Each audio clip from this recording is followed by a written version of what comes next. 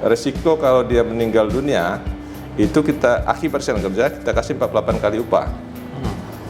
Misalnya upahnya 10 juta Kali 48 bulan. kali 48 bulan upah, jadi 480 juta gitu kan.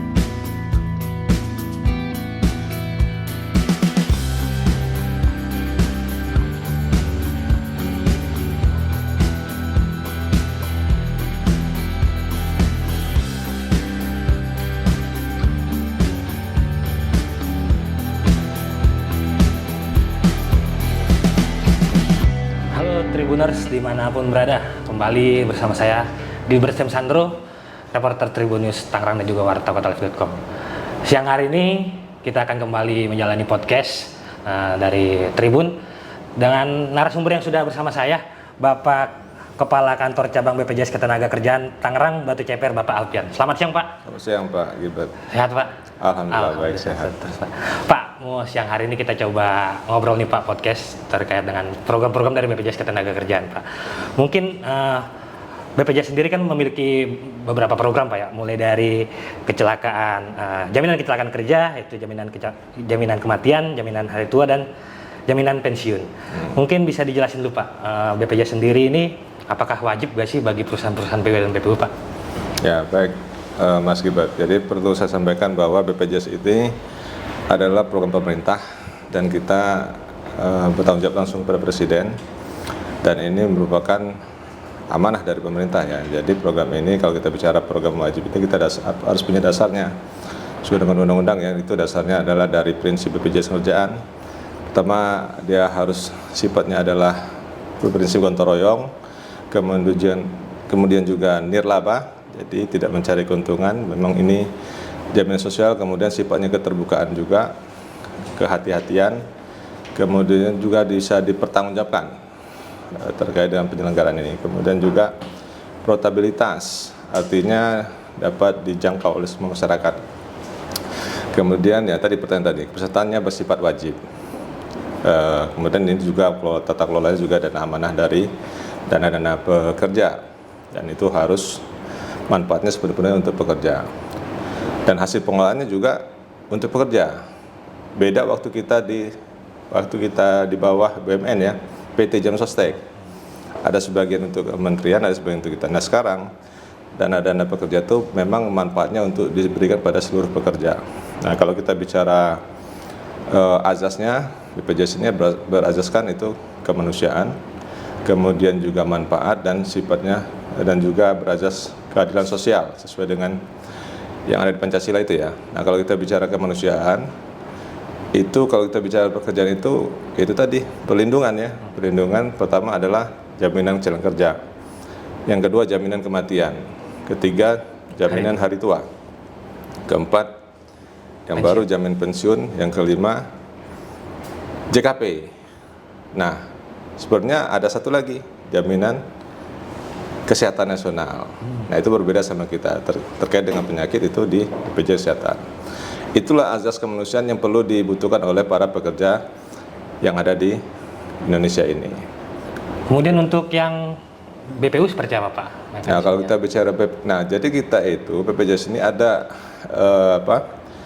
sasarannya ada berapa pekerja. Pertama, pekerja sektor formal, kemudian juga informal itu BPU, kemudian juga ada PMI, pekerja migrasi Indonesia, kemudian ada jasa konstruksi, dan ada juga tenaga kerja asing kita lindungin juga. Nah kalau kita bicara BPU itu sifatnya sektor informal, dan memang BPU ini sifatnya tidak wajib, sifatnya sukarela. Pesertanya siapa? Pesertanya seluruh pekerja sektor informal yang sifatnya mandiri tanpa memiliki majikan. Siapa itu? Ya, yang misalnya contoh kalau di Jakarta ini ya pedagang kaki lima, ojol gitu ya. Kemudian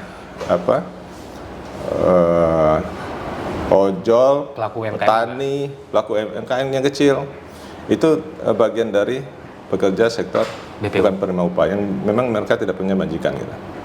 Siap Pak. Mungkin Pak dari tadi ada 5 sampai 6 program dari BPJS Ketenagakerjaan yang sekarang BPJS Sostek Pak ya. Ya. Apa saja sih Pak, berapa mungkin iuran premi yang harus dibayarkan dari pekerja upah yang mengikuti BPJS Sostek ini Pak? Yang sisi mananya nih? Untuk yang PU dulu. PU. Oh. Nah, kita punya program untuk PU JKK itu mulai dari 0,24% sampai dengan 1,74%, tergantung dari tingkat tingginya resiko. Kalau PU JKK itu kalau 1,74 biasanya perusahaan-perusahaan yang bergerak di oil dan gas gitu, konstruksi, itu biasanya premi paling tinggi itu 1,74, itu ditanggung oleh perusahaan. Pekerja.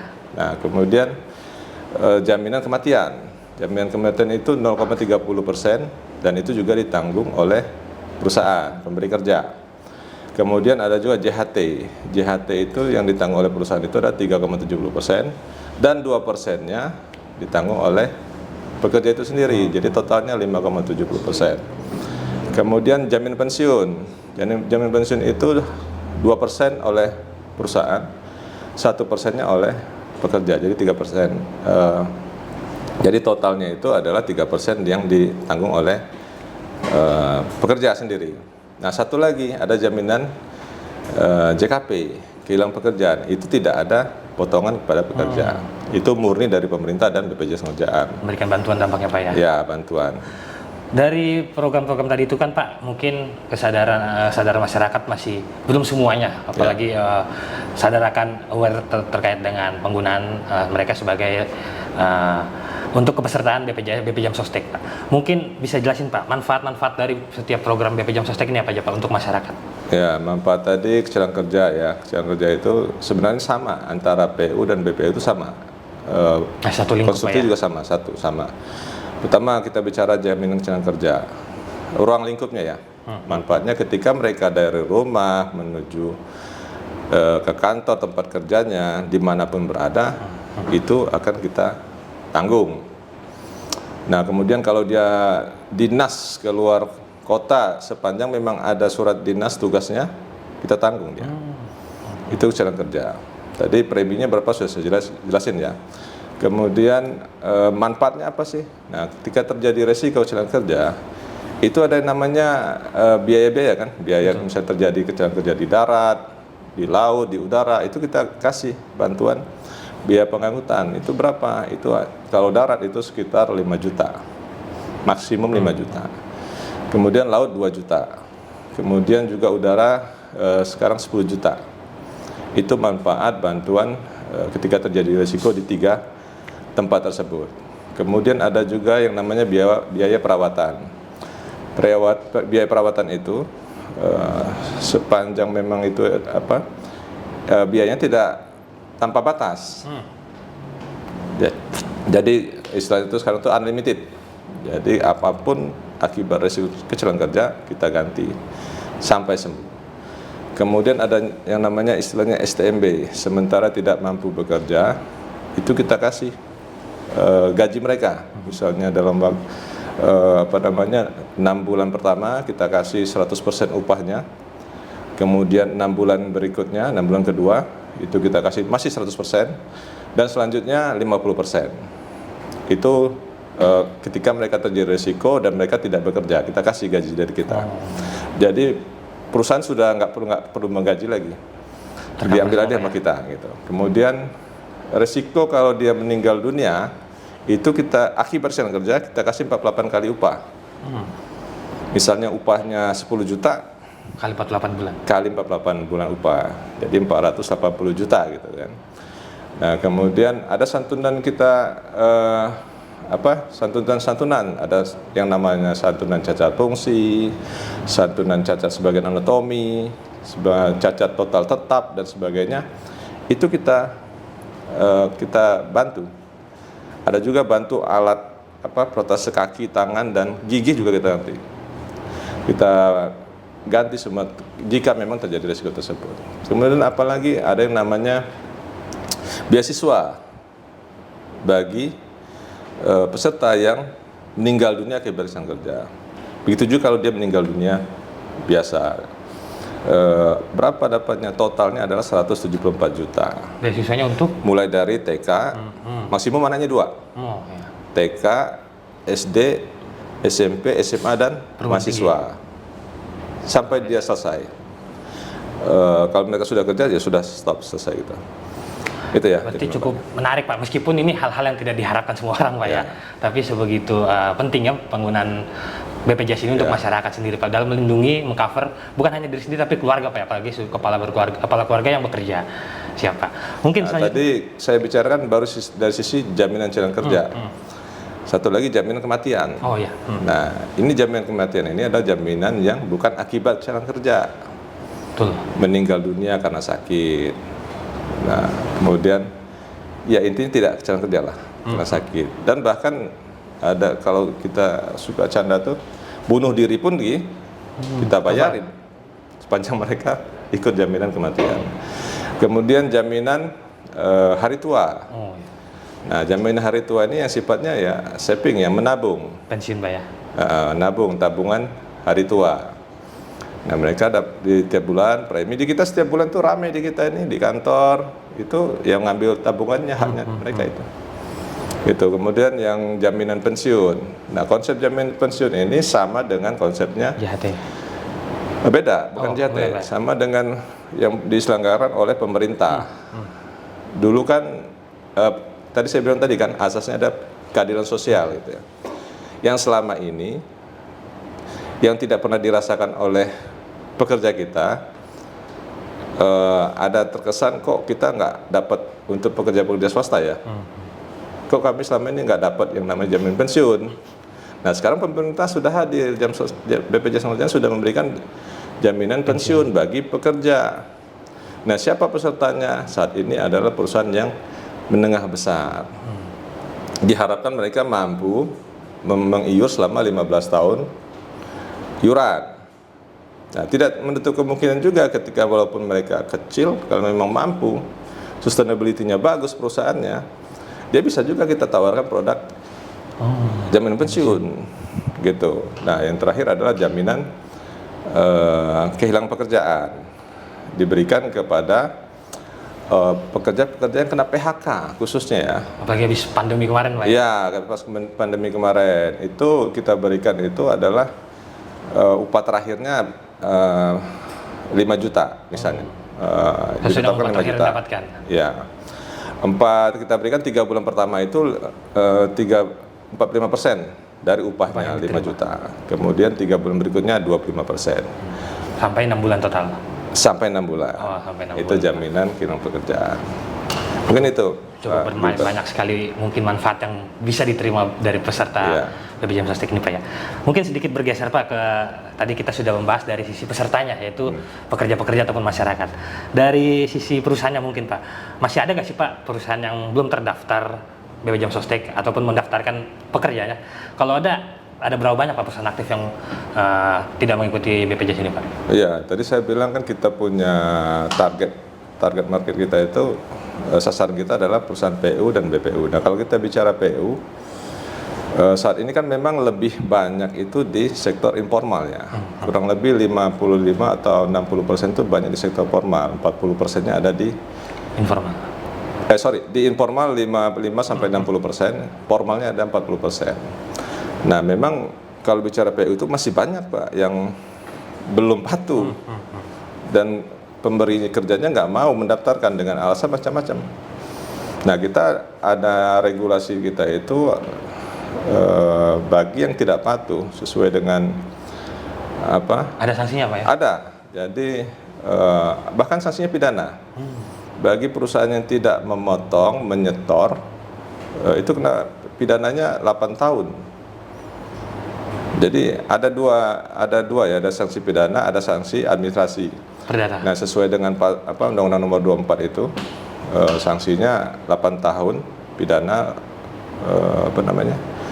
1 miliar dendanya. Nah, apa itu? Sesuai dengan pasal 9 ayat 1 dan ayat 2 itu adalah pemberi kerja wajib memungut iuran yang menjadi beban peserta dari pekerjaannya dan menyetor pada BPJS Kesehatan. Kemudian pemberi kerja wajib juga membayar dan menyetor, jadi tanggung jawab pada BPJS Kerja. Artinya si pemberi kerja ini dia wajib itu memotong dan menyetor. Nah, jika mereka tidak memotong, menyetor, ini ranahnya ke hukum pidana. Siap. Nah, terus bagaimana dengan sanksi administrasinya? Nah, itu sesuai dengan PP 86, itu sanksi itu khususnya adalah pada pelaporan datanya. Jika si pemberi kerja itu harus melaporkan datanya yang benar dan lengkap dan mendaftarkan, ada pentahapan juga di situ, memberikan data dirinya dan pekerjaannya berikut anggota keluarganya kepada kita. Nah, jika tidak, itu ada yang namanya sanksi administrasi dalam bentuk teguran tertulis, tidak mendapatkan layanan publik tertentu gitu. Nah, itu sanksinya tadi tuh.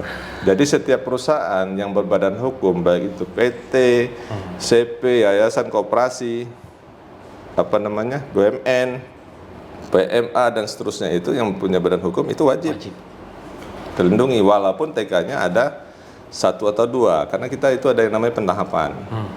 Pentahapan program, tadi di PP 86 itu tadi disebutin ada yang namanya pentahapan program. 2 program, 3 program, 4 program gitu pentahapannya. Nah, mereka bisa melakukan itu. Jadi minimal dia ikut 2 program dulu, nanti bisa langsung 3 atau 4 program. Kemudian Pak, tadi Bapak sudah sebutin panjang lebar juga Pak ya. Mungkin dan Bapak masih sebut masih ada perusahaan yang tidak mengcover karyawannya terkait dengan untuk menjadi anggota BPJS Sostek. Ya.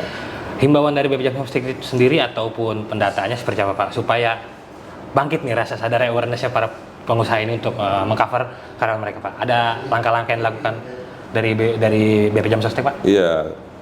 Pertama, kita terus melakukan sosialisasi kepada perusahaan-perusahaan ya. Kita kerjasama dengan pemerintah daerah, khususnya Kemenaker, Pemda ya. Jadi kemudian kita juga ada yang nama pendaftaran itu melalui OSS, online single submit ya itu.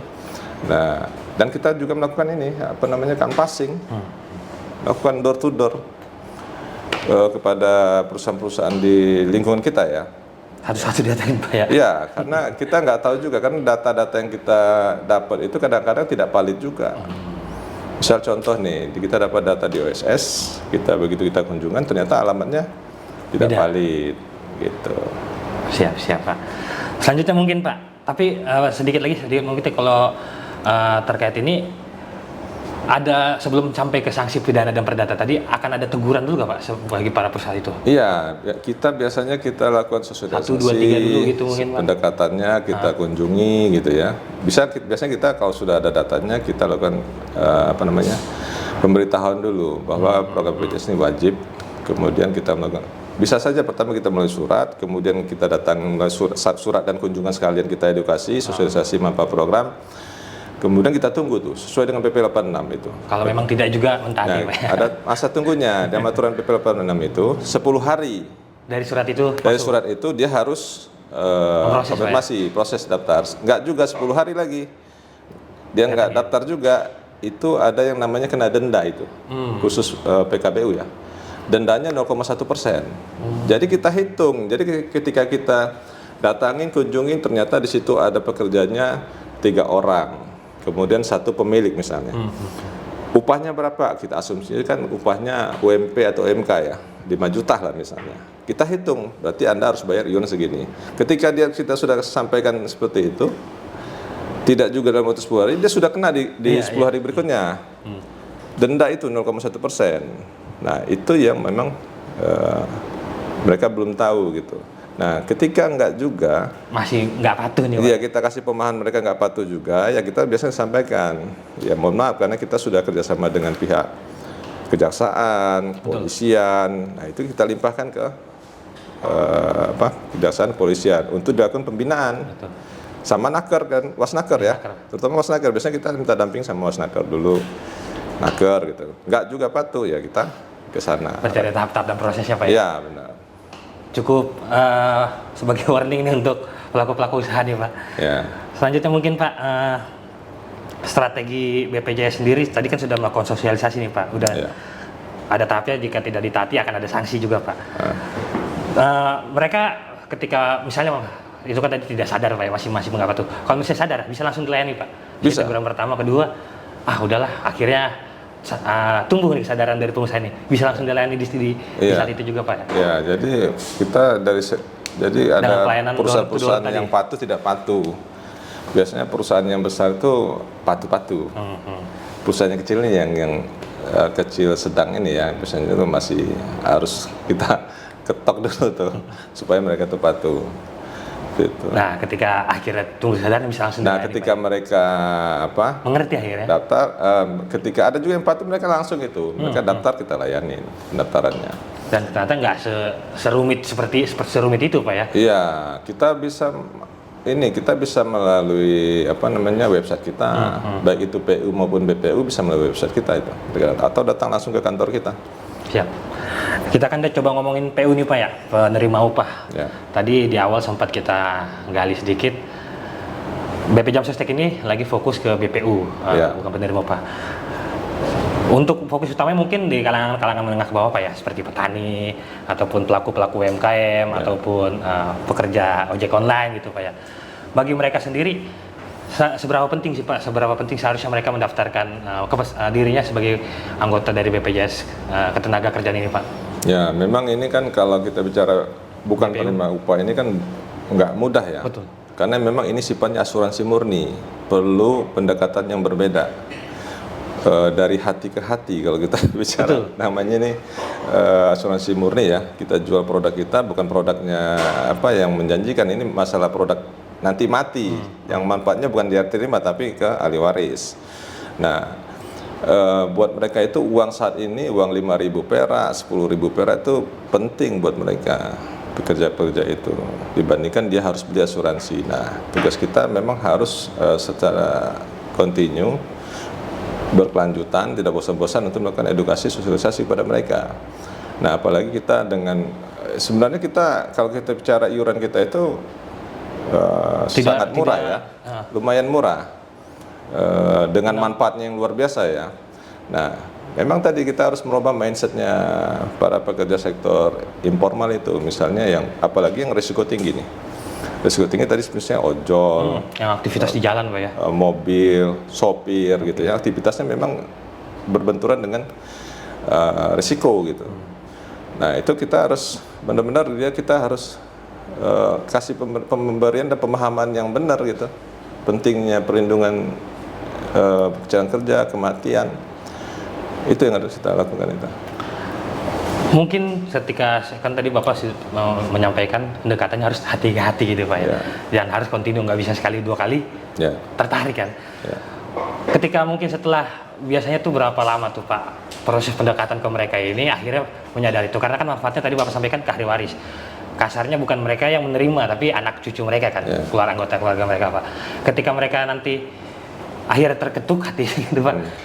Kan ada sekarang pendaftar BPJS Jam Sostek melalui mengikuti digitalisasi Pak ya, sudah online Pak ya. Bisa jelasin Pak, sebegitu mudah ternyata sekarang melakukan pendaftaran? Ya, jadi kita memang kita harus menjaga sustainability-nya ya, supaya mereka itu berkelanjutan. Betul, Pak. Nah, kita caranya bagaimana? Kita mengarahkan mereka tuh, kalau bisa ngarahin mereka kan kita selalu nawarin 2 program ya, kecelakaan kerja dan kematian. Nah, kita minta mereka menabung tuh, kalau istilahnya itu ya, menabung berikut perlindungan jiwa gitu. Jadi kita lebih menekan ke menabungnya supaya mereka mau menabung berikut perlindungan jiwanya gitu.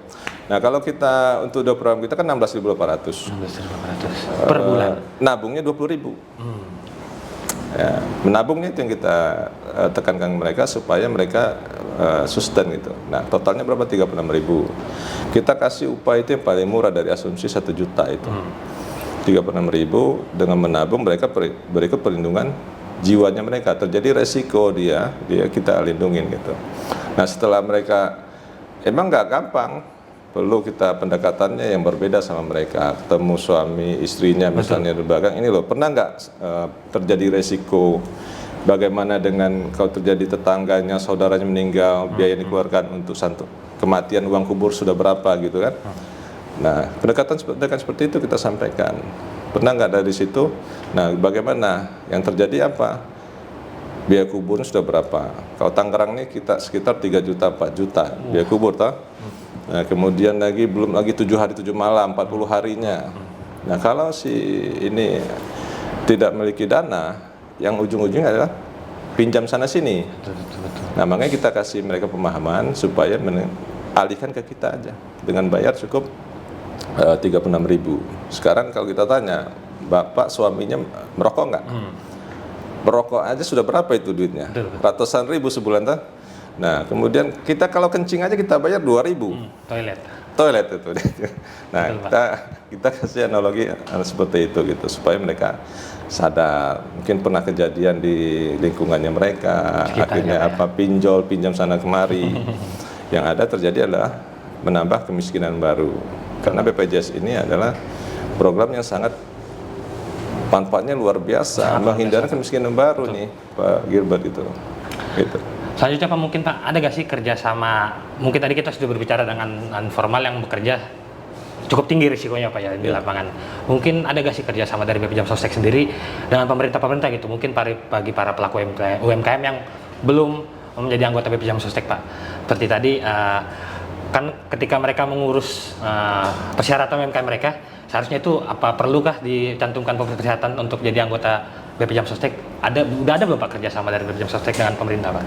Iya, kita sudah ada yang namanya yang baru itu Impres nomor 2 tahun 2021, namanya optimalisasi manfaat program BPJS Kerjaan. Di situ ya pemerintah, kementerian terkait harus semua optimalkan, baik itu sektor PU maupun BPU. Kemudian ada lagi turunannya dari untuk penerima KUR. Penerima KUR itu disarankan untuk ikut. Nah, itu sudah berjalan tuh. Dari perbankan sudah, kemudian dari semua Pemda sampai ke marbot-marbotnya itu maka dibayar oleh pemerintah. Nah, memang kita berharapnya dari pemerintah daerah itu keluar ini PBI. Penerima bantuan iuran yang memang anggarannya harus ada dari pemerintah daerah karena banyak sekali gitu pekerja-pekerja memang nggak mampu dan harus dilindungi oleh pemerintahnya gitu. Siapa? Tadi kita sudah berbicara mungkin kalangan menengah ke bawah Pak ya terkait dengan yang bukan penerima upah. Ya. Nah, sekarang di era digitalisasi sekarang ini Pak kan cukup pesat Pak ya. Anak muda sekarang juga bahkan nggak semuanya tertarik bekerja di kantor Pak. Mereka lebih tertarik usaha sendiri, membuat konten kreator, menjadi konten kreator atau membuat channel-channel YouTube. Dari generasi milenial pastinya dan generasi Z cukup tinggi nggak sih Pak? Apa justru masih belum ada kesadaran di kalangan muda ini terkait dengan menjadi anggota kepesertaan anggota BP Jam Sostek? Iya, pasti mereka tuh mau ya. Mungkin kita perlu, yaitu tadi secara masif menginformasikan, misalnya contoh YouTuber, startup yang baru-baru gitu kan, itu mereka resikonya tinggi kan. Nah, itu perlu, kan artis-artis juga sudah pada ada yang ikut juga di kita. Artis juga? Ya. Sudah ada tuh kalau kita lihat di YouTube itu, artis-artis juga sudah pada ikut. Itu sebagai satu kalangan Pak ya.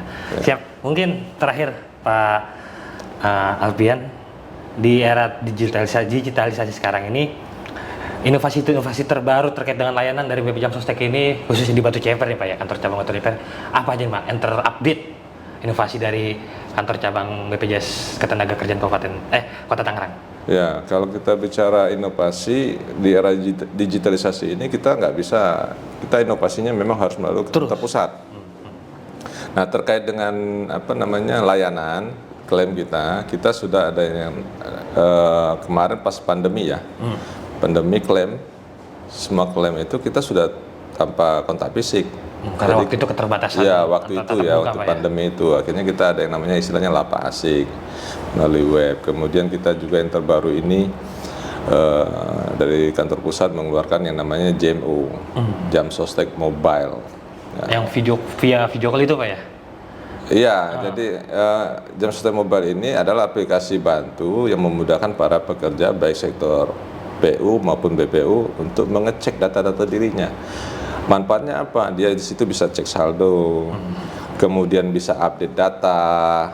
Karena masih banyak di kita ini, Pak Gilbert ini, tenaga kerja sektor PU, datanya belum lengkap, nggak valid, ibu kandung belum ada. nomor handphonenya juga mungkin sudah ganti, Pindah alamatnya, emailnya. Nah itu perlu di-update di aplikasi JMO. Kemudian JMO juga bisa, di situ ada pinjaman dana juga masuk situ. Kemudian klaim melalui JMO. Nah bagi yang saldonya di bawah 10 juta itu dalam waktu 15 menit itu sudah 15 bisa. menit? Iya. Sangat cepat Pak ya.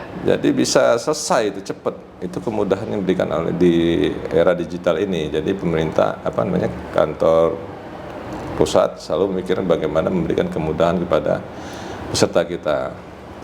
Siap.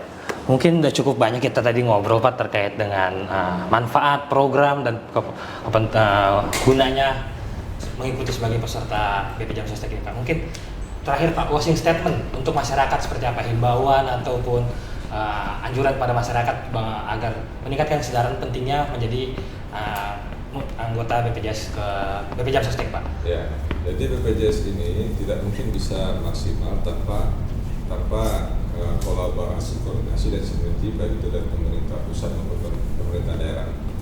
Dan kemudian juga kita secara masif mengedukasi, mensosialisasi, merubah mindset pekerja-pekerja khususnya BPU untuk sadar pentingnya perlindungan BPJS Kesehatan supaya untuk menghindari kemiskinan baru. Risiko-risiko tersebut harus benar-benar mereka pahami. Untuk mencapai universal coverage yang saya bilang tadi, ya kita harus bersinergi bagi pemerintah pusat, daerah, kemudian juga kepada stakeholder yang lainnya, gitu, baik kepada perusahaan, karena di perusahaan itu juga banyak ekosistem, kemudian juga sikap pekerja juga, gitu, sama wadah-wadah yang ada di organisasi, badan sosial dan sebagainya itu bisa memberikan edukasi kepada khususnya BPU-nya. Ini tuh. Siap. Terima kasih banyak Pak Alfian untuk waktunya. Kita sudah berbincang siang hari ini. Itu dia Tribuners dimanapun berada. Kita sudah mengetahui sedikit banyak pentingnya kegunaan dari kita mengikuti sebagai anggota BP Jam Sostek. Meskipun ini hal yang tidak diinginkan kan, tapi ternyata sepenting itu untuk anggota keluarga kita di kemudian hari. Oke, Tribuners, nantikan update selanjutnya dari kita, podcast ataupun wawancara eksklusif di episode selanjutnya. Selamat siang dan terima kasih. Terima kasih, Pak. Terima kasih Pak Alfian. Jangan lupa subscribe ya.